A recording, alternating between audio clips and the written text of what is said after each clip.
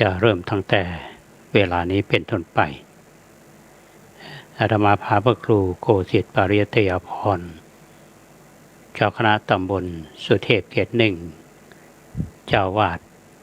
วัดป่าแดงมหาวิหารเป็นผู้ดำเนินรายการนี้นำเสนอแก่ท่านผู้ฟัง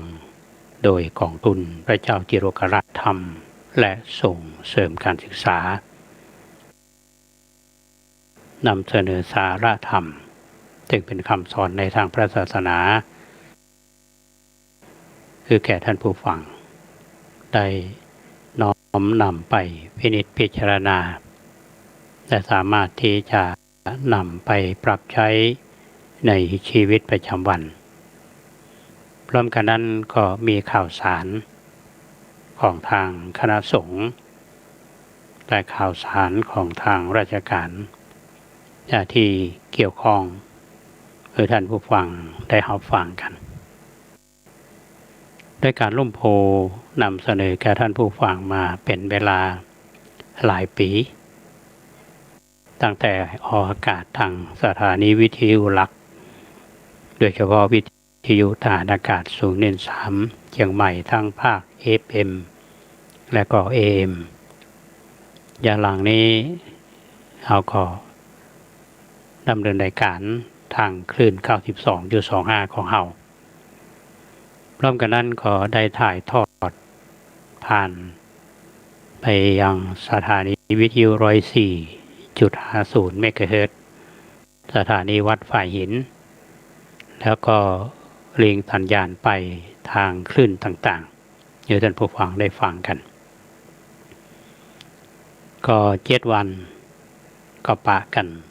2 วันถ้าหากว่ามีขัดข้องทางเทคนิคบางวันจะด้วยเหตุประการใดอาจจะบางวันลืมอาการนักลำไปอาจจะเบลอหรือว่าอ่อนเพลียก็ได้ก็ไม่ได้มาปะกับท่านผู้ฟังบางครั้งมาก็มาในสภาพที่สะบักสะบอมสุ่มเสียงก็แหบแห้งไปก็พยายามที่จะมาปะให้ท่านทั้งหลายเขาคิดว่าท่านที่ติดตามรับฟังรายการของเรานั้นทั้งจากคลื่น 92.25 ที่สามารถรับฟังได้ในรัศมีของอำเภออาจจะไปถึงอำเภอสันกำแพงอำเภอเมืองละปูนเราก็อาจจะรับได้บางส่วนอำเภอจอมตองหรืออำเภอหางดงหางดงสันปะตองก็สามารถที่จะรับได้กับท่านผู้ฟังหลายท่านก็ติดตามรับฟังกันอยู่ก็ต้องขออนุโมทนาขอบคุณท่านที่ติดตามรับฟังรายการอยู่เป็นประจำทั้งที่เป็นพลังเงียบหลายท่านก็ใจสิทธิ์ใจเสียงสละเวลาโทรศัพท์มาอู้จากันบางท่านก็เป็นกัลยาณมิตรแลกเปลี่ยนเรียนรู้ซึ่งกันและกันแนะนำข้อคิดเห็นบางประการอันที่เป็นประโยชน์การทำรายการและมีบางท่านก็เป็นห่วงกันที่เป็นข่าวว่าคลื่นวิทยุชุมชน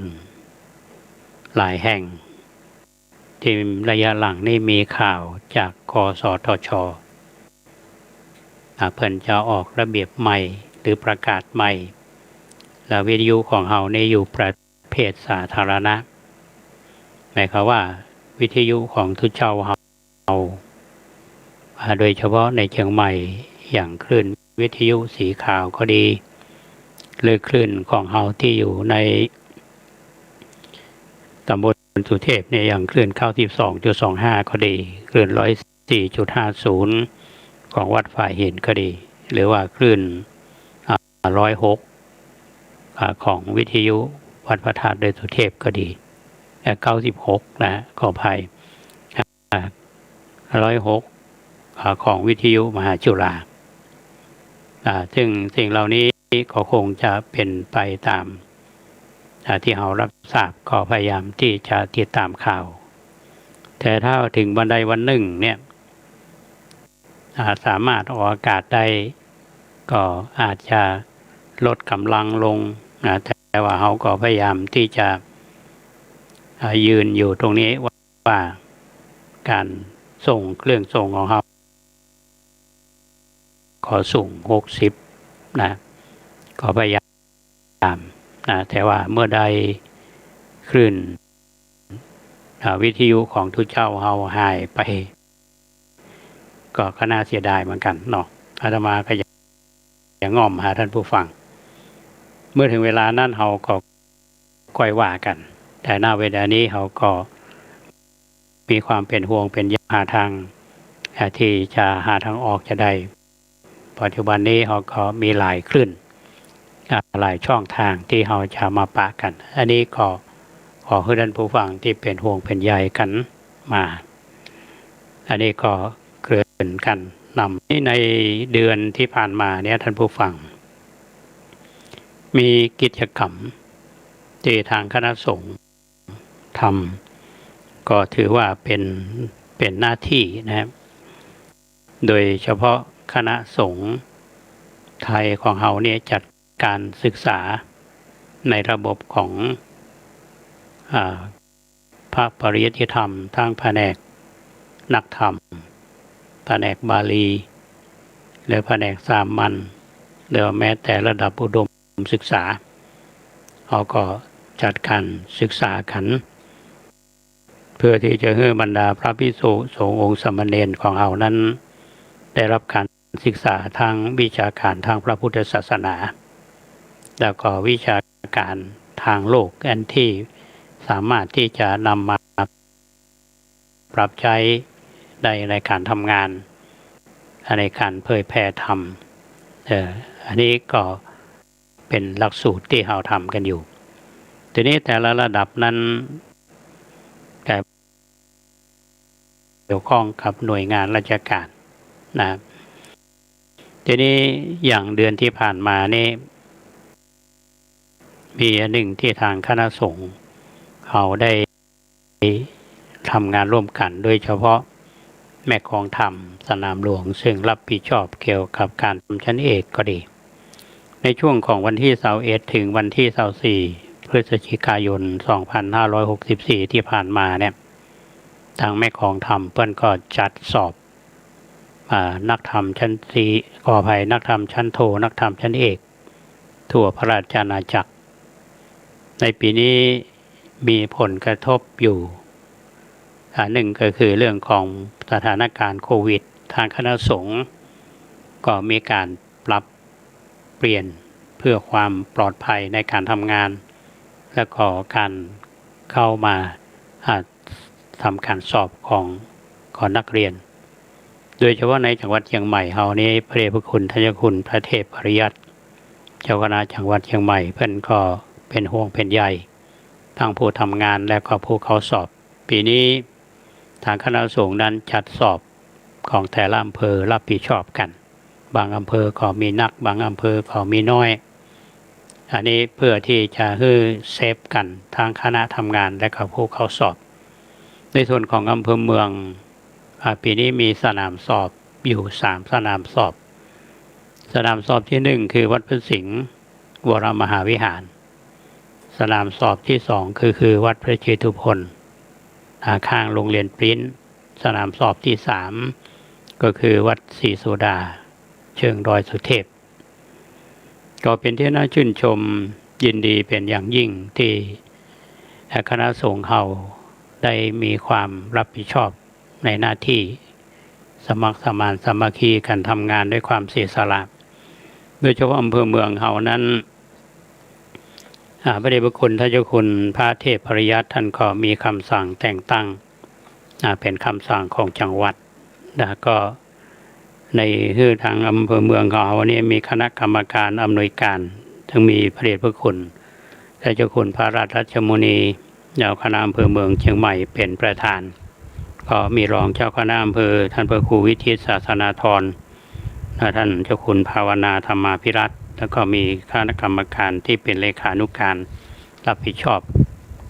ในส่วนของสนามสอบที่อาตมารับผิดชอบนั้นก็คือสนามสอบวัดศรีโสดา ปีนี้นักธรรมชั้นตรีก็สอบวัดศรีโสดาเช่นเดียวกัน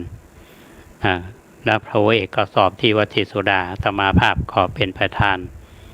คณะกรรมการพร้อมกันนั้นก็มีรองประธานแล้วกรรมการร่วมกันทำงานและกรรมการของงานเจเรกรรมการของงานเลขานุการได้ปฏิบัติหน้าที่กันอย่างก็เรียกว่าเข้มแข็งและก็รับผิดชอบและด้วยความเสียสละงานก็ผ่านมาด้วยความเรียบร้อยก็จึงอยากให้ท่านผู้ฟังได้รับทราบว่าการปฏิบัติหน้าที่ของบรรดาพระสงฆ์เฮาที่ได้รับผิดชอบเนี่ยนะในส่วนของสนามสอบปกตินั้นก่อนสอบทุกวันก็จะมีการนิมนต์คณะกรรมการตลอดจนกรรมการคุมโค้งสอบแล้วนักเรียนผู้เข้าสอบเนี่ยเข้าไปประชุมกันไหว้พระสวดมนต์แล้วก็ฟังโอวาทจากพระเถระโดยเฉพาะอย่างยิ่งที่วัดศรีโสดาในวันที่21นั้นได้รับความเมตตาจากพระเดชพระคุณเจ้าคุณพระภาวนาธรรมาภิรัตน์รองเจ้าคณะอำเภอเมืองเชียงใหม่ได้เป็นประธานจุดธูปเทียนบูชาพระรัตนตรัยแล้วก็คือโอวาทแก่ผู้เข้าสอบพร้อมกันนั้นท่านก็ได้เมตตาบริจาคเงิน 3,000 บาทบำรุงสนามสอบแล้วก็ฟังโอวาทจากคำปราศัยจากแม่กองธรรมสนามหลวงช่วงมีการสอบวันนั้นสอบวิชากระทู้ท่านพระครูสถาพรเขมกิจเลขานุการเจ้าคณะจังหวัดเชียงใหม่เพื่อนก็ได้มาตรวจเยี่ยมสนามสอบพระเดชพระคุณท่านเจ้าคุณพระเทพปริยัติราชการจังหวัดเชียงใหม่พร้อมพระอนุจรก็มาตรวจเยี่ยมสนามสอบก็วันนั้นก็ผ่านไปด้วยความเรียบร้อยเพราะฉะนั้นการทำงานเนี่ยท่านผู้ฟังพระผู้ใหญ่ท่านก็เมตตาเยี่ยมเป็นกำลังใจในส่วนวันที่2ก็คือวันที่22นั้นอาตมาภาพได้ปฏิบัติหน้าที่ได้ประทานจุดธูปเทียนบูชาพระรัตนตรัยแล้วก็ฮือโอวาทจริงๆในวันนี้พระเดชพระคุณท่านเจ้าคุณพระราชมุนีเจ้าคณะอำเภอเมืองท่านจะมาเมตตามาเยี่ยมสนามสอบและจะฮือโอวาทปรากฏว่าท่านต้องรับผิดชอบงานด้านการศึกษาโดยเฉพาะภาษาบาลีพระเดชพระคุณนั้นท่านมีความรับผิดชอบสูงท่านก็ไปดูแลอาตมาภาพในฐานะที่เป็นประธานคณะกรรมการสนามสอบก็ได้ปฏิบัติหน้าที่นำไหว้พระแล้วก็ฮือโอวาทมาเป็นข้อคิดแก่ผู้เข้าสอบพร้อมกันนั้นก็มีท่านปลัดจตุพรวรจิรยาโนเลขานุการเจ้าคณะอำเภอเมืองก็มาเยี่ยมสนามสอบเขาก็ปฏิบัติหน้าที่กันด้วยความเข้มแข็งนักเรียนก็ได้ทำการสอบวันนี้สอบวิชาธรรมะในส่วนวันที่3นั้นคือวันที่21และ23พฤศจิกายนพระครูวิเทศศาสนาธรท่านรองเจ้าคณะอำเภอเมืองวัดพระสิงห์ก็ได้เมตตามาเป็นประธานในการจุดธูปเทียนบูชาพระรัตนตรัยวันนี้ก็มีการสอบวิชาพุทธประวัติแล้วก็มีตัวแทนแม่กองธรรมสนามหลวงคือท่านพระครูมงคลกิติธาดาผู้ช่วยเจ้าวาดวัดปทุมมคงคากรุงเทพมหานครก็ได้เมตตามาเยี่ยมสนามสอบก็ถือว่าเป็นกัลยาณมิตรวันนี้เราร่วมปฏิบัติงานกันด้วยความเรียบร้อยวันที่24วันสุดท้ายท่านพระครูธีระสุตพจน์เจ้าคณะตำบลสุเทพเขต2เจ้าวาดวัดผาลาดก็ได้เป็นประธานจุดธูปเทียนบูชาพระรัตนตรัยแล้วก็คือโอวาทแก่ผู้เข้าสอบวันนี้พระเดชพระคุณท่านเจ้าคุณพระภาวนาธรรมาภิรัตน์รองเจ้าคณะอำเภอเมืองเชียงใหม่ก็มาเมตตามาตรวจเยี่ยมจะเห็นได้ว่าพระเดชพระคุณนั้นมาทั้งวันแรกและวันสุดท้ายเพราะพระคุณท่านเป็นผู้ที่มีความเมตตาสูงได้รับผิดชอบสูงก็เป็นกัลยาณมิตรซึ่งกันและกันงานก็ผ่านไปด้วยความเรียบร้อยในการทำการสอบเมื่อรวบรวมข้อสอบเสร็จแล้วของงานเลขาก็นำข้อสอบไปส่งสำนักงานเจ้าคณะอำเภอเมืองเชียงใหม่ งานทั้งหมดเนี่ยก็เป็นการทำงานร่วมกันที่สนามสอบวัดศรีโสดาก็นำมาเล่าให้ท่านทั้งหลายได้ฟังกันในส่วนที่อาตมารับผิดเถระที่ท่านให้โอกาสเขาได้ปฏิบัติหน้าที่เป็นการแบ่งปันแล้วก็ให้ความก็เรียกว่าแบ่งปันในเกื้อกูลซึ่งกันและกันเป็นความเมตตาธรรมเป็นความรับผิดชอบอันนี้ก็ต้องขอบพระคุณโดยเฉพาะพระเดชพระคุณท่านเจ้าคุณพระเทพโกศลเจ้าคณะเจ้าอาวาสวัดศรีโสดาอดีตท่านก็เป็นเจ้าคณะจังหวัดเชียงใหม่ปัจจุบันนี้ท่านเป็นที่ปรึกษาเจ้าคณะภาค7อดีตท่านก็เป็นรองอธิการบดีวิทยาเขตเชียงใหม่พระเดชพระคุณมีเมตตาธรรมสูงแล้วก็คณะบรรดาพระภิกษุสงฆ์สามเณรวัดศรีโสดาเกินก็อำนวยความสะดวกในเรื่องของสถานที่กันนำเรื่องที่จะเป็นหัวข้อธรรมะเป็นการเรียนรู้ร่วมกันนำมาเสนอแก่ท่านผู้ฟังก็เป็นเรื่องที่เกี่ยวกับพระเจ้าประสงค์เฮานี่แหละว่าพระสงฆ์เฮาที่บวชมาแล้วเขาก็ห้อมเพียรศึกษามีความรู้ความสามารถท่านก็ออกเผยแผ่ธรรมเหมือนพระเฮาเนี่ยมีความรู้ท่านก็ไปเผยแผ่ธรรมอย่างโครงการธรรมจารีของวัดศรีโสดาเนี่ยท่านก็ส่งพระไปปฏิบัติหน้าที่ตามอาสมต่างๆบนดอยเป็นที่พึ่งของพี่น้องชาวเขาก็ต้องไปทำงานมีพบปัญหาอุปสรรคมากมายก็ด้วยความอดทนเพื่อการเผยแผ่ธรรมพระสงฆ์เฮาก็เช่นเดียวกันท่านผู้ฟังก็ทำงานงานปกครองก็ดีงานเผยแผ่ก็ดีงานสาธารณูปการก็ดีงานสาธารณสงเคราะห์ก็ดีพระเนี่ยเฮาก็ต้องทำบางทีเหมือนการปิดทองรองหลังพระบางท่านก็อาจจะหันว่าตู้เจ้านี่บรรยากาศบางคนบอกว่าเช้าเอนเพนนอนบ่ายพักผ่อนอะไรเงี้ยแซวตู้เจ้ากินข้าวและรับผืดก็มีอาจจะมีอยู่บางส่วนแต่ส่วนใหญ่ทำงานทีนี้การที่จะนำเรื่องนี้มาเล่าท่านทั้งหลายได้ฟังเนี่ยก็มีตัวอย่างอยู่เยอะแยะเลย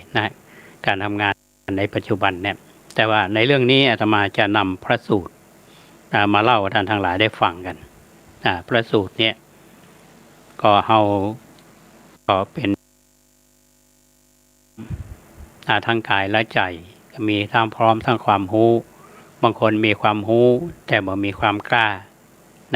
หรือมีความรู้ความสามารถแต่บ่เสียสละบ่สามารถที่จะทำงานได้หนักแต่ว่าบางคนมีความเสียสละตายเป็นตายลักษณะนั้นอย่างจะเกิดก็แล้วแต่ทีนี้มีเรื่องที่มีโดยย่อเนี่ยเรื่องในสมัยครั้งพุทธกาลท่านผู้ฟังถ้าพระไตรปิฎกถ้าพระสูตรเนี่ยต้องครั้งพุทธกาลคือในสมัยนั้นพระปุณณะซึ่งเป็นพระรูปหนึ่งเนี่ยก็ได้เข้าไปเฝ้าพระพุทธเจ้าของเราฟังโอวาทแล้วก็เพื่อที่จะไปปฏิบัติธรรมสมัยนั้นพระก็ต้องออกปฏิบัติธรรมตามปืนเกาไม้ผ่องเฮือนว่างหรือในสถานที่ควรปฏิบัติธรรมพระพุทธเจ้าท่านก็ให้โอวาทแก่ท่านปุณณะว่าการที่จะมีไปทำงานเนี่ยต้องมีความพร้อมโดยเฉพาะพระสงฆ์เฮาเนี่ยต้องสำรวมในเรื่องของด้านตาหูจมูกลิ้นกายใจควบคุมอินทรีย์ทั้งหลายเนี่ยได้อย่ามัวหลงเพลิดเพลินในสิ่งบางอย่างพระองค์ท่านก็ได้คือโอวาทแก่ท่านปุณณะทีนี้ท่านก็เน้นย้ำถึงเรื่องของคนเฮาที่จะไปติดอยู่ในเรื่องของรูปเสียงกลิ่นรสโผฏฐัพพะและธรรมารมณ์เป็นความตั้งใจของท่านปุณณะก็ได้ฟังโอวาทพระพุทธเจ้าและก็มีความเข้าใจอย่างแจ่มแจ้งทีนี้เพื่อเป็นการทดสอบท่านผู้ฟังพระพุทธองค์ก็ได้ตรัสถามท่านปุณณะว่า หลังจากเมื่อได้รับโอวาทย่อๆแล้วเนี่ยเมื่อเธอได้รับโอวาทแล้วเนี่ยเธอจะไปทำงานที่ไหนไปบำเพ็ญเพียรในชนบทไหน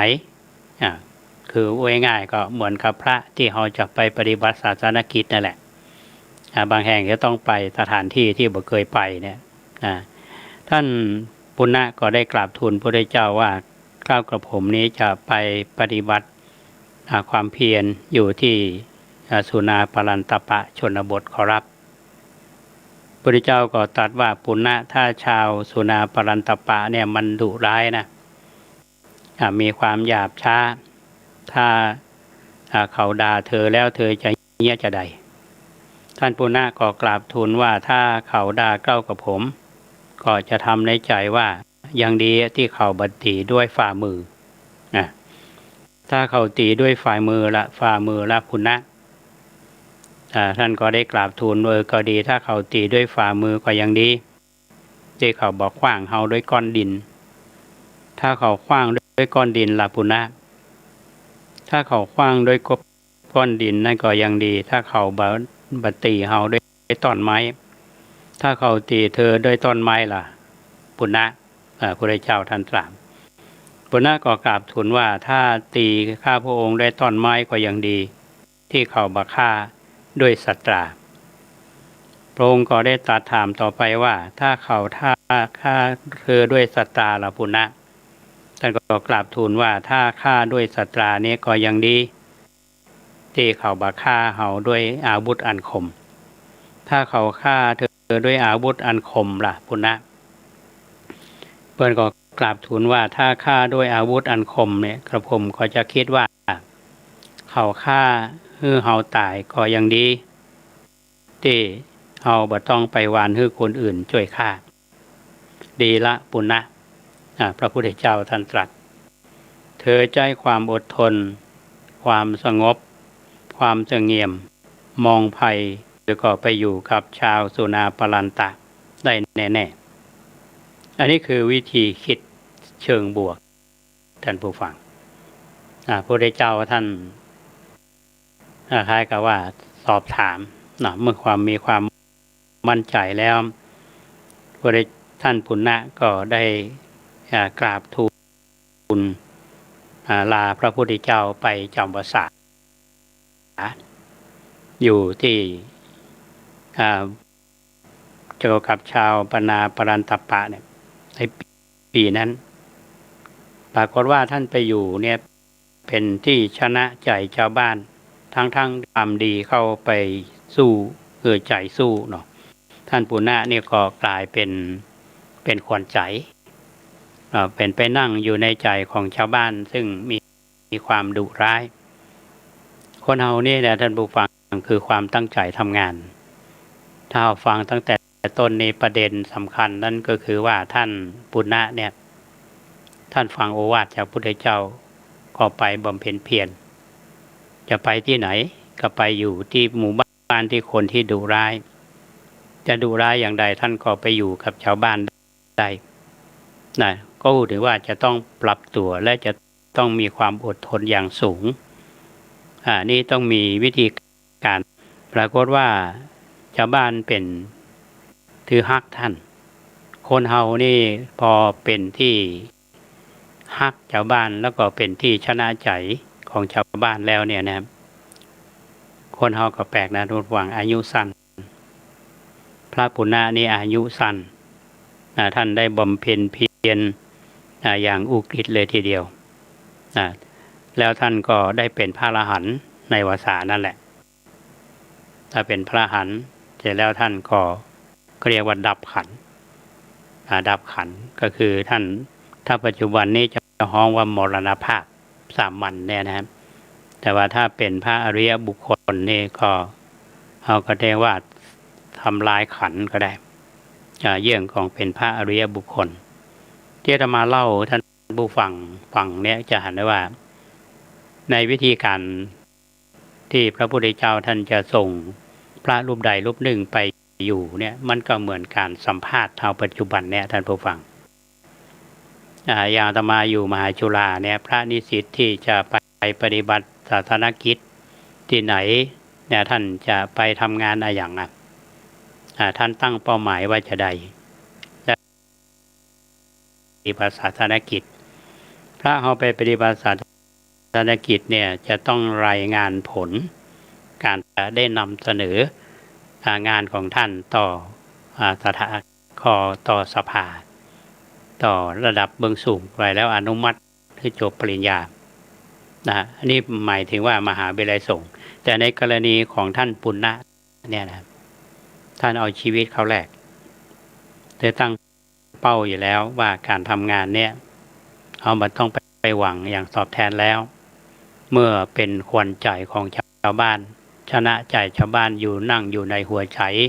ของชาวบ้านแล้วจะอยู่ที่ไหนก็มีความสุขท่านมีความสุขยิ่งกว่านั้นก็คือท่านได้สำเร็จเป็นพระอรหันต์เป็นพระอริยบุคคลแล้วท่านก็ดับขันไปในเวลานั้นเหมือนกับคนที่ทำงานเนี่ยท่านผู้หวังอย่างเอาถ้าโยอูสามัญทั่วไปเนี่ยนะครับคนที่ทำงานและมีความตั้งใจมีเป้าหมายอาตมาจะพูดถึงท่านครูบาเจ้าศรีวิจัยนักบุญแห่งล้านนาไทยเขาตลอดเพราะอย่างท่านแต่ท่านจบมหาวิทยาลัยชีวิตถ้าปริญญาในเอกเนี่ยนะฮะท่านก็ยิ่งกว่าสูงกว่าดุษฎีบดิษฐ์กิตติมศักดิ์เป็นยิ่งกว่าด็อกเตอร์อาตมาว่าถามว่าทำงานมีปัญหาไหมมีตั้งเป้าหมายคือความสุขของประชาชนถึงแม้จะมีปัญหาอุปสรรคใดๆที่เกิดขึ้นกับท่าน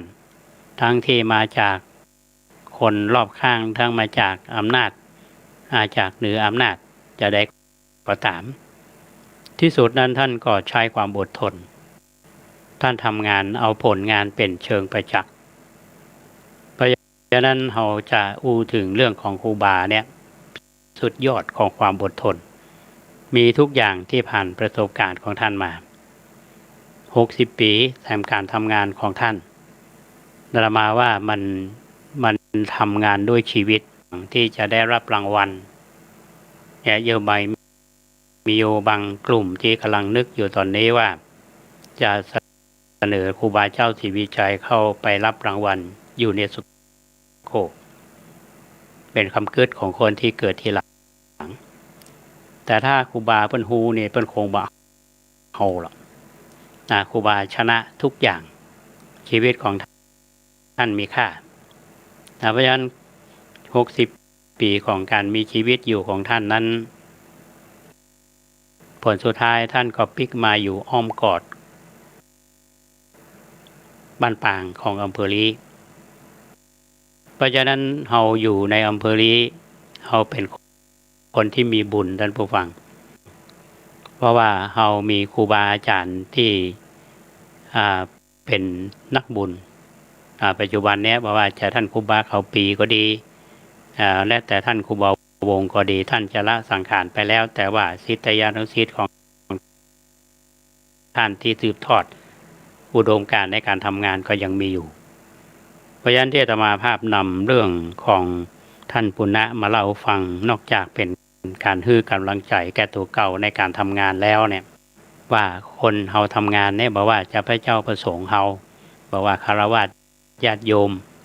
มันมีอุปสรรคปัญหาแต่ว่าเขาจะต้องชนะปัญหาเหล่านั้นด้วยความอดทนด้วยความตั้งใจเอาความบริสุทธิ์ใจเป็นที่ตั้งอันนี้เป็นเรื่องสำคัญก็ขอฝากคือกับท่านผู้ฟังทุกท่านที่ติดตามรับฟังรายการของเรา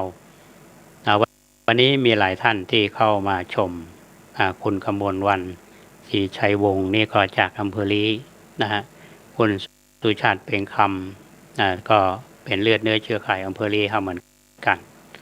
และก็หลายท่านที่ติดตามรับฟังอย่างเพื่อติดตามอยู่ขณะนี้ต้องขออนุโมทนาบุญกับท่านทั้งหลายในช่วงของที่กลางรายการปกตินั้น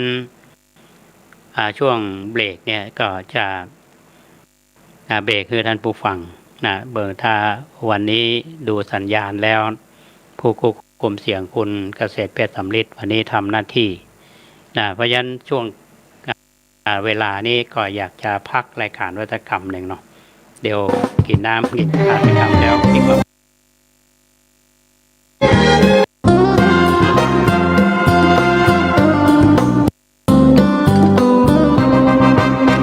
กรรมดีดีกว่ามงคลสืบสานกุศลความดีเติมต้นดีกว่านั่งเคล้าของขลังพระเครื่องตะกรุดปลูกเสกว่าแสนจะมังคาดมัวแขนมังมัวนึกว่ายังได้คุ้มอันธพาลเกลื่อนเสาะหาเอามาปลอบขวัญยังตายเกลื่อนกัน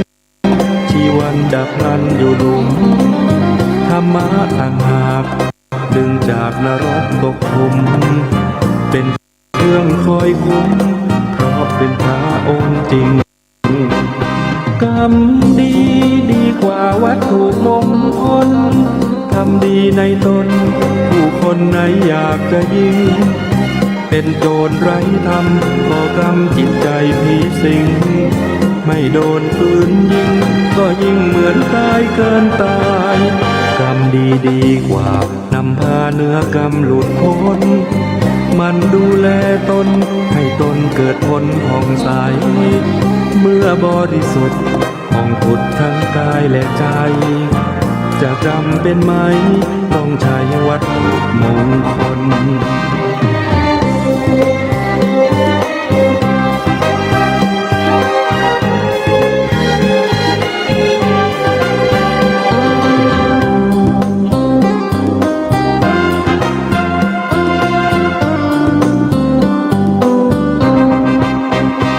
ดีดีกว่ามงคลสืบสานกุศลความดีเติมต้นดีกว่านั่งเคล้าของขลังพระเครื่องตะกรุดปลุกเสกว่าแสนจะมังคาดมัวแขนมังมัวนึกว่ายังได้คุ้มอันธพาลเกลื่อนเสาะหาเอามาปลอบขวัญยังตายเกลื่อนกันชีวันดับพลันอยู่หลุมธรรมะต่างหากดึงจากนรกตกขุมเป็นเครื่องคอยคุ้มเพราะเป็นพระองค์จริงกรรมดีดีกว่าวัตถุมงคล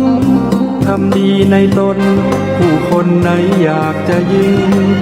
เป็นโจรไร้ธรรมก่อกรรมจิตใจผีสิงไม่โดนปืนยิงก็ยิ่งเหมือนตายเกินตายกรรมดีดีกว่านำพาเนื้อกรรมหลุดพ้นมันดูแลตนให้ตนเกิดผลผ่องใสเมื่อบริสุทธิ์ผ่องผุดทั้งกายและใจจะจำเป็นไหมต้องใช้วัตถุมงคล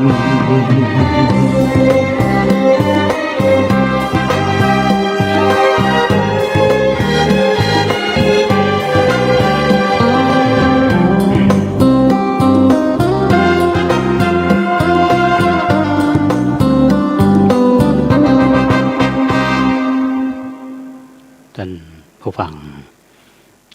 กำลังรับฟังรายการร่มโพธิ์ต่างสถานีวิทยุสาธารณะจังหวัดเชียงใหม่ FM 92.25 เมกะเฮิรตซ์อยู่ที่ช่วงที่2ของรายการอาตมาภาพพระครูโคสิทธิ์ปริยัตยาภรณ์อยู่กับท่านผู้ฟังในตอนแรกวันนี้ก็ต้องขอบคุณและอนุโมทนากับท่านที่เข้ามาเป็นกำลังใจท่านอาจารย์เนนสมพงษ์วันนี้ติดตามอยู่ตลอดเช็คเวลาวันนี้เพิ่นบอกว่าซุ่มเสียงดีหน่อยถึงวันนี้แหบเสน่ห์คุณสุภาสายเย็นใจก็มากราบนมัสการเจ้าค่ะก็เกิดเติงหาอยู่เนาะท่านเสน่ห์เฮาก็ไม่ได้ปะกันหลังจากที่เกษียณอายุก็เติงหาฝากความคิดถึงแล้วก็คนนันทิยามันชมอยู่เรามาหูอยู่จากไหนที่ติดตามรายการเฮาและนอกจากนั้นก็ยังมีโยมหมอมัทนาอัมพันธ์บันดงปรันแม่แตงหมอเพิ่นเคยมาทำบุญวัดพระแดงเฮา ยังคือเติงหาอยู่และก็ยังติดตามรายการเช่นเดียวกันคุณกมลวรรณศรีชัยวงศ์นี่อยู่ที่บ้านกลางอำเภอลีจังหวัดลำพูนบ้านเกิดของอาตมาก็คือเติงหาพี่น้องบ้านกลางเขาครูบาอาจารย์ตลอดถึงญาติพี่น้องศรัทธาที่รู้จักกันคือเติงหาอยู่ไปบ้านตั้งแต่วันเดือนมิถุนายนตอนนี้เดือนพฤศจิกายนละจะเสี่ยงเดือนได้จะขึ้นเดือนธันวาคมพอยังไม่ได้ไปเถอะแต่ว่าก็ยังติดตามความเคลื่อนไหวของบ้านเกิดอยู่ตลอดเวลาอันนี้ก็ต้องชื่นชมกับพระหลวงสมคิดทีละสิงห์เป็นพระหลวงบ้านที่มีไฟแห่งในการทำงานใช้สื่อและเทคโนโลยีทุกวันเนี่ยจะมีเพื่อนจะมีชุมเขาเรียกว่าไลน์กลุ่มของชุมชนเนาะเพราะฉะนั้นข่าวราชการก็ดีข่าวภายในหมู่บ้านก็ดีก็ติดตามอันนี้คือเติงหาโดยเฉพาะการทำงานร่วมกันหลวงพ่อพระเดชพระคุณท่านเจ้าคุณท่านพระครูอินทวุฒิคุณครูบาอาจารย์ก็ยังไม่ได้ไปเยี่ยมเราคือเติงหาทุกท่านแล้วกันในช่วงนี้ที่เชียงใหม่เราก็สถานการณ์โควิดก็ยังอยู่ในช่วงที่จะต้องดูแลตัวเองเซฟตัวเองไม่ว่าจะผู้เฒ่าผู้แก่ที่ดูแลตัวเองบางท่านก็ไม่อยากออกไปไหนอยู่กับบ้านอย่างแม่ขวัญเมืองแห่ล้อมบ้านจังเขียนเนี่ยแม่เพิ่นบอกว่าอยู่บ้านตลอดก็ฟังวิทยุไม่ได้ไปไหนเพราะฉะนั้นการฟังวิทยุนี่ก็ดีเหมือนกันก็คือท่านทั้งหลายได้ทราบข่าวสารข้อมูลและก็อย่างน้อยก็เป็นกำลังใจมาง่อมก็ยังดีมีวิทยุเป็นเพื่อนอันนี้ก็ต้องขออนุโมทนาก็มีข่าว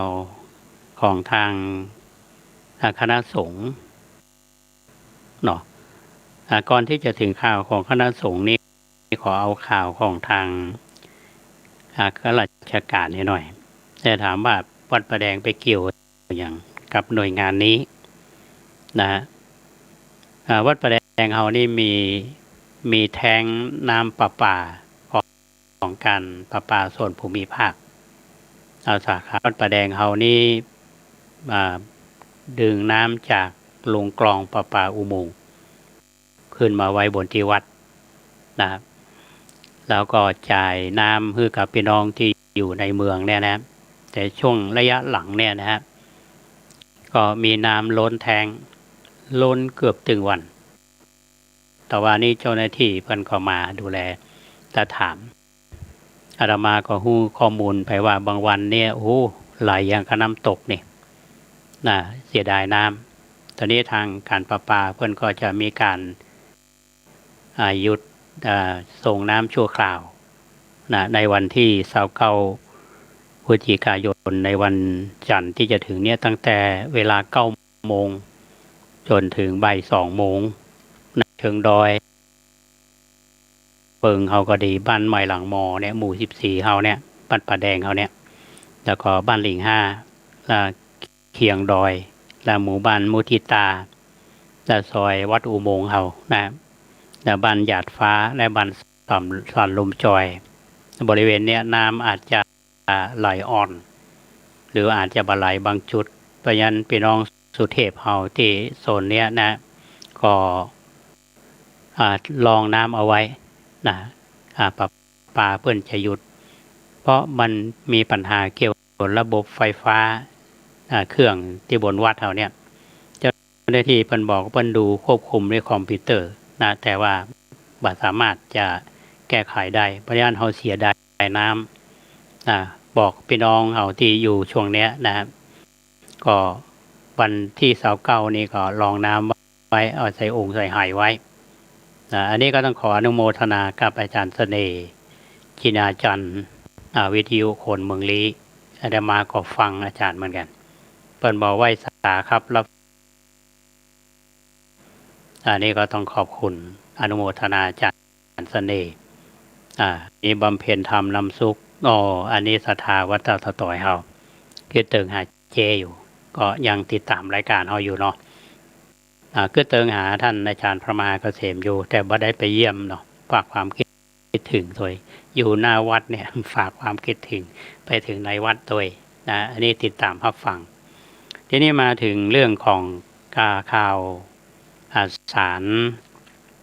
ที่ควรจะรับทราบอยู่นะฮะอันนี้ก็เป็นเขาเรียกว่าเป็นกัลยาณมิตรกันตอนที่อาตมาสอนอยู่ที่โรงเรียนธรรมราชศึกษามีครูร่วมกันที่สอนก็คือท่านพระมหาประสงค์ท่านมหาประสงค์ต่อมาท่านก็ได้เป็นพระครูอาตมาจำราชทินานามเปิ้นบาชัดก็เลยบอกว่าละนะแต่ก็เปิ้นถึงแก่มรณภาพเปิ้นอยู่วัดเขตยอดพระเดชพระคุณท่านเจ้าคุณพระเทพปริยัติเปิ้นก็จะจัดงานตอนนี้ก็ตั้งศพวันที่28พฤศจิกายนเนี่ยบ่ายโมงอาตมาได้รับนิมนต์ในฐานะที่เป็นเจ้าคณะตำบลที่วัดเขตยอดเขาได้สูญเสียพระเถระซึ่งก็เป็นกัลยาณมิตรก็จะไปร่วมงานกันพรุ่งนี้ก็คงได้ปะกันหลายท่านทั้งพระสงฆ์องค์เจ้าทั้งญาติโยมงานพระราชทานเพลิงศพของอาจารย์สงฆ์ของอาจารย์สงฆ์อาจารย์มหาสงฆ์นะฮะก็ที่วัดเขตยอดแล้วก็แถมอันหนึ่งที่อยากจะเล่าสู่ท่านทั้งหลายได้ฟังกันว่าที่วัดประแดงเฮาได้เชิญชวนบรรดาพี่น้องท่านสาธุชนเนาะได้ช่วยกันบูรณะบันไดนาคเมื่อถึงตรงนี้แล้วก็ต้องขอบคุณหน่วยงานสำคัญโดยเฉพาะคณะคณะวิศวกรรมศาสตร์มหาวิทยาลัยเชียงใหม่คณะสถาปัตยกรรมศาสตร์เพื่อนได้ออกแบบบูรณะบันไดนาคแล้วก็กำแพงคือวัดประแดงเฮาเรียกว่าเป็นเจ้าภาพเนาะอาตมาก็ดำเนินการละทีนี้ก็ต้องขอบคุณต่อเรื่องดีๆที่เกิดขึ้นโดยเฉพาะหน่วยงานสำคัญคือมหาวิทยาลัยเชียงใหม่ตั้งแต่สมัยเตอร์นัทวรยศเป็นคณบดีคณะวิศวกรรมศาสตร์ปัจจุบันนี้ท่านเป็นรองอธิการบดีฝ่ายเทคโนโลยีและดิจิตอลท่านบอกว่าผมเป็นขยมวัดประแดงอาตมาฟังประโยคนี้ชื่นใจแล้วต่อมาท่านคณบดีท่านปัจจุบันเนี่ยนะก็คือรองศาสตราจารย์ดร.ธงชัยฟองสมุทรท่านมารับงานต่อท่านก็สานงานต่อเป็นไปด้วยดีแล้วก็ได้ร่วมแรงร่วมใจกันนะฮะเอาได้ทอดกฐินเมื่อวันที่17พฤศจิกายนที่ผ่านมาเนี่ยโดยทางคณะวิศวกรรมศาสตร์เพิ่นก็ร่วมกันเป็นเจ้าภาพในการบูรณะและการสร้างบันไดนาคคือกับวัดประแดงทางท่านคณบดีรองคณบดีท่านเลขานุการ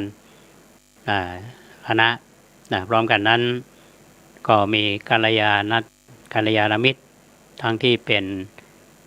ครูบาอาจารย์ทั้งเป็นเพื่อนฝูงที่หูทราบข่าวเนี่ยเปิ้นก็ร่วมกันเป็นเจ้าภาพก็แจ้งความจำนงมาอันนั้นนี่เป็นเรื่องที่น่าอนุโมทนาเขาได้วางศิลาฤกษ์แล้วก็ดำเนินการจ้างบริษัทมาดำเนินการแล้วบันไดนาคนั้นส่วน 80% นี่เรียบร้อยไปแล้วในขั้นบันไดนาคนะก็ยังแถมสัก20%นี้จะมีการซ่อมแซมแล้วก็ทาสีตัวนาคทั้งคู่เนี่ยนะครับก็เอาได้ว่าจ้างคนที่มีความเชี่ยวชาญก็คือนางสาววิไลโพธิพร้อมทีมงานเนี้ยมาทำก็จะมีการทำสัญญากันในวันที่1 ธันวาคมที่จะถึงนี้ ระยะเวลาดำเนินการก็ตั้งแต่วันที่5ธันวาคมไปจนถึงสิ้นเดือนกุมภาพันธ์ก็จะเสร็จสับเรียบร้อยในส่วนของบันไดขั้นบันไดรางระบายน้ำก่อนก็ผ่านไปอยู่2 งวดแล้วก็เหลืออีก2 งวดตอนนี้งานได้มาถึงงานช่วงแรกเขาได้บันไดไป21ช่องละก็เหลือแถมช่วงแรกนี่16ช่องก็จะเป็น37ได้เกิงพอดีแล้วก็จะทำต่อในช่วงที่2อีก37ก็เป็น74ถ้า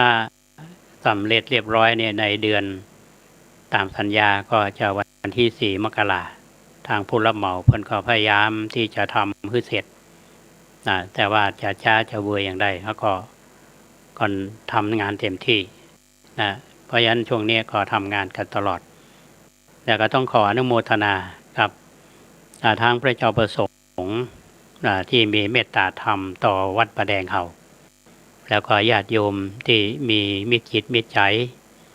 ได้มาร่วมกันเป็นเจ้าภาพวันก่อนพระเดชพระคุณท่านเจ้าคุณเมืองเชียงใหม่วัดรำเปิงตาโพธารามได้มอบหมายคือท่านปลัดพิเชษฐ์ยานวโรเลขานุการทางเลขานุการของวัดและเลขานุการเจ้าคณะอำเภอรองเจ้าคณะอำเภอนำปัจจัยมามอบเพื่อธรรมาภาพมาบอกว่าพระเดชพระคุณท่านเจ้าคุณพระภาวนาธรรมาภิรัตน์ได้ขอเป็นเจ้าภาพร่วมสร้างกำแพงและก็รางบันไดนาคร่วมกับวัดประแดงเป็นจำนวน 20,000 บาทอันนี้ก็ต้องกราบขอบพระคุณพระเดชพระคุณมาณโอกาสนี้เป็นอย่างสูงมีเมตตาธรรมอันยิ่งกับวัดประแดงพระเดชพระคุณนั้นเป็นผู้ที่มีเป็นกัลยาณมิตรมีความเมตตาธรรมต่อวงการคณะสงฆ์เฮาต่อโดยเฉพาะพี่น้องตำบลสุเทพเฮามีกิจกรรมใดๆเนี่ยแล้วก็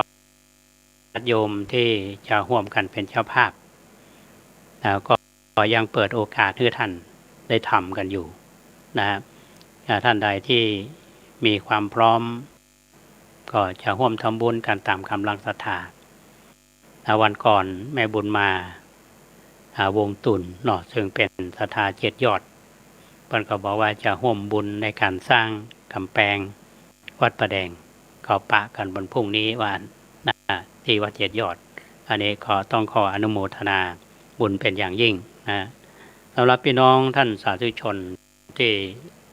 ยังบ่เคยมาวัดประแดงเฮาอย่างช่วงระยะหลังๆเนี่ยจะมีคนมาทำกิจกรรมแล้วก็ความสนใจอย่างช่วงก่อนเนี่ยจะมีอาจารย์ดร.เพ็ญสุภาสุขตะท่านเป็นอดีตผอ.พิพิธภัณฑ์แห่งชาติละปูนเนี่ย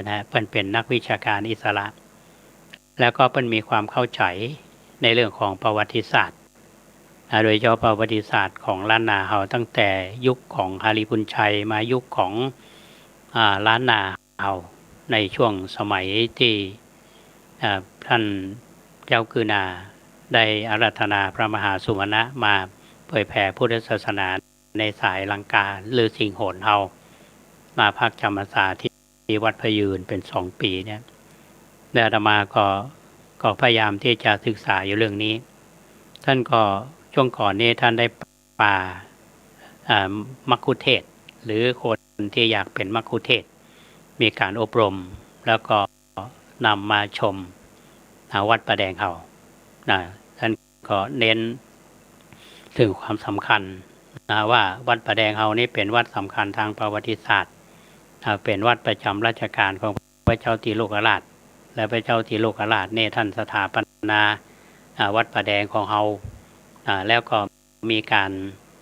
สร้างอุโบสถตรงที่พระราชทานตัวนี้ก็เป็นอุโบสถอยู่ก็เป็นอุโบสถเก่าที่หนึ่งที่เราต้องมาดูแล้วก็กลางหมู่บ้านนี่จะเป็นเจดีย์ซึ่งบรรจุอัฐิของพระเจ้าสัมพังแกนก็ถือว่าเป็นวัดสำคัญทางประวัติศาสตร์ก็อัน นี้ต้องขอบคุณนะที่ทางอาจารย์เปิ้ลให้ความสำคัญโดยเฉพาะนักประวัติศาสตร์แล้วก็นักเรียกว่ามัคคุเทศก์ทั้งหลายเนี่ยเป็นของรู้จักวัดป่าแดงเขาอาตมาก็มีกำลังใจมาอยู่วัดป่าแดงเขาเนี่ย23 ปีเนี่ยท่านผู้ฟังขอเล่าให้โยมฟังอย่างวันพระที่ผ่านมาเนี่ยเขาบอกว่าทั้งหมดทั้งมวลเนี่ยขึ้นอยู่กับหมู่เฮาหมายความว่าคณะศรัทธาที่ได้เป็นเกาะกลุ่มลุมลาช่วยกันมาตั้งแต่ทำงานลบศูนย์นับหนึ่งโดยกันอยู่ด้วยกันมา20 กว่าปีเนี่ยวัดป่าแดงเฮาเนี่ยมีสิ่งหนึ่งที่อาตมาภูมิใจก็คือว่าธรรมชาติได้กลับมาโดยเฉพาะการปลูกต้นไม้เมื่อ20 กว่าปีที่แล้วเนี่ยวันนี้มีความร่มรื่นระบบนิเวศวิทยาพลิกมาบอกว่าจะเป็นนกยุงก็ดีบอกว่าจะเป็นนกนานาชนิดสัตว์บางชนิดแม้แต่หิ่งห้อยเนี่ยก็พลิกมาระบบนิเวศวิทยาเริ่มดีอันนี้สิ่งที่เราภูมิใจแม้ต่างกรมทรัพยากรที่เกี่ยวกับสิ่งแวดล้อมเนี่ยเปิ้นมาดูเปิ้นก็ยังชื่นชมว่าทั้งหมดทั้งมวลเนี่ยอาตมาบอกว่า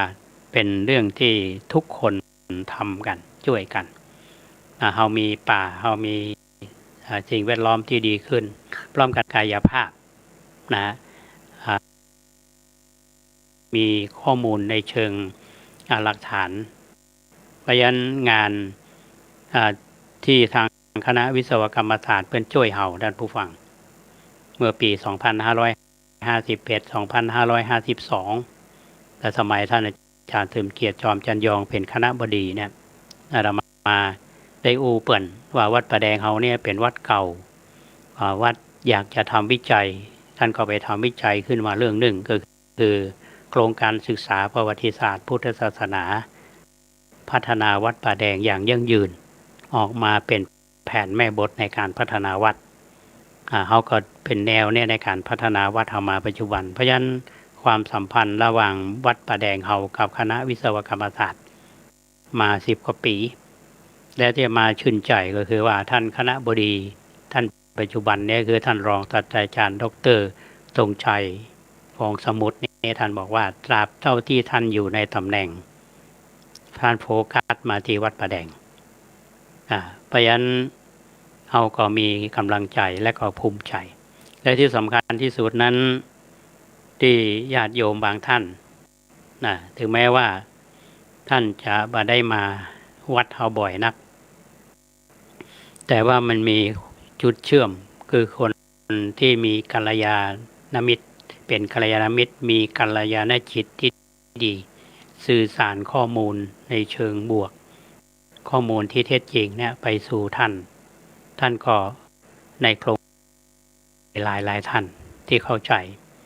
เพราะฉะนั้นอาตมาก็มีกำลังใจและขอเล่าให้หมู่ศรัทธาวัดป่าแดงเฮาแล้วก็ญาติโยมที่ได้เข้าใจในเรื่องนี้ว่าสิ่งที่เฮาทำโครงการบูรณะบันไดนาคก็ดีทำสร้างกำแพงก็ดีบางท่านอาจจะเจตนาดีบอกว่าในสถานการณ์โควิดอย่างนี้เราจะไปทำมันจะไหวก่อนั่นคือความเป็นห่วงใยแต่ว่าอาตมามีความมั่นใจว่าทุกสิ่งทุกอย่างถ้าเราตั้งใจทำแล้วก็ญาติโยมมาหันเพิ่นก็ช่วยก็ญาติโยมที่บ่เคยมาวัดป่าแดงก็ลองมาเยี่ยมวัดป่าแดงก็แล้วกันนะครับอาตมาบอกว่าปี 2565 เนี่ย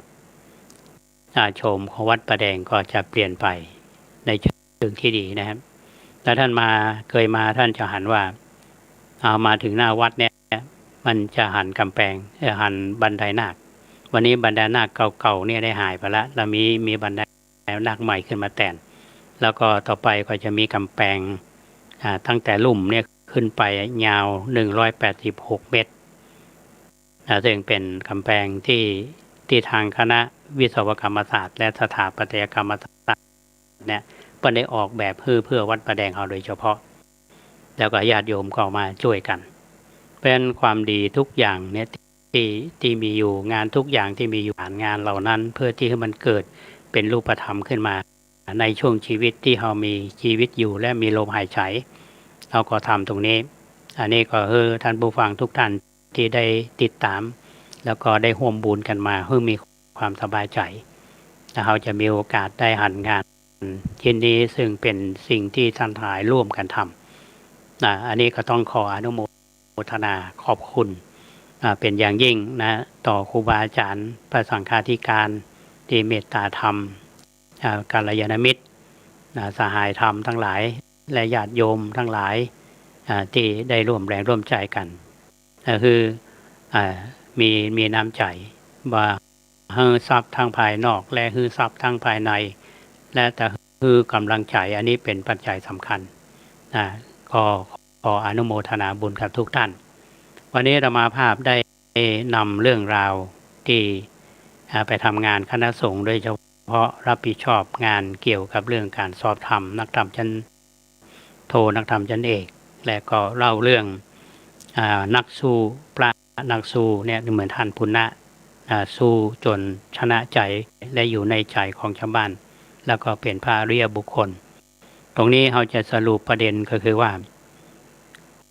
มันตรงกับพระพุทธพจน์ที่ว่าอาสาทุงสาธุนาชิเนพึงชนะคนไม่ดีด้วยความดีเหมือนกับหลายๆท่านอาจจะสิ้นกำลังใจหมดกำลังใจอาจจะมีปัญหาอุปสรรคเขาก็ใจตรงนี้เป็นพลังที่จะขับเคลื่อนนึกถึงพุทธพจน์ฉบับพุทธพจน์ตอนนี้ว่าอาสาทุงสาธุเนสาธุนาชิเนพึงชนะคนไม่ดีด้วยความดี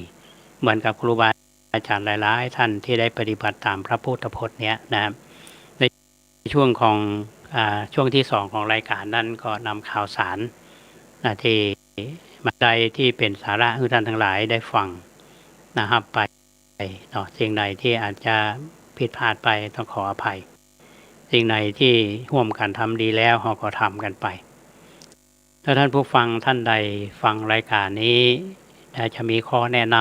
ำมีข้อเสนอแนะอย่างใดนะครับหรือว่ามีเวลามาสนทนาปราศัยหรือมาดูวัดและให้คำแนะนำเหมือนกับหลายๆท่านเนี่ยที่มาอย่างโยมหลายท่านที่มาเพื่อนจะมาอาหารวัดประแดงเฮาเพื่อนก็จะบอกว่าหลวงพ่อลักษณะนี้ดีรูปเคารพอันอื่นนะเพราะฉะนั้นวันนี้อาตมาก็ฟังเสียงจากภายนอกแล้วก็ด้านพัฒนาวัดนั้นด้านสถาปัตยกรรมนี้จะเน้นสถาปัตยกรรมแบบล้านนาแบบล้านนาแล้วก็เน้นเรื่องสิ่งแวดล้อมนะก็คิดว่าเดินทางถูกเพราะฉะนั้นท่านใดที่จะให้การสนับสนุนให้กำลังใจท่านก็สามารถที่จะโทรศัพท์มาอุจากันได้เนอะต้องอนุโมทนากับแม่ศรีนวลทาแก้วนะที่กำลังชมอยู่ติดตามกราบสาธุเช่าฟังรายการอยู่ชมรายการอยู่วันนี้ก็ดูเวลาจะเปิ้นก็จะแห่งประเทศไทยก็ใกล้ๆละนะตอนท้ายรายการนี้ก็ต้องขอบคุณท่านพระครูสมุวิศวัตรวรกิจโจท่านผู้อำนวยการสถานีวิทยุวัดฝ่ายหิน104.50 เมกะเฮิรตซ์แล้วก็คุณเกษตรเพชรสำลิดบก.ก้าวหน้านิววันนี้ได้ทำหน้าที่ดีเยี่ยมได้ทำหน้าที่ด้านเทคนิคแล้วก็มีเพลงให้ท่านทั้งหลายได้ฟังด้วยแล้วก็อนุโมทนาบุญกับทุกท่านที่ติดตามรับฟังรายการมาถึงช่วงท้ายถ้าจะมี0818815690 0818815690จากลาท่านผู้ฟังไปก่อนเอาไว้ปะกันใหม่ในวันพรุ่งนี้ขอความสุขสวัสดีจงบังเกิดมีแก่ท่านผู้ฟังทุกท่านขอเจริญพร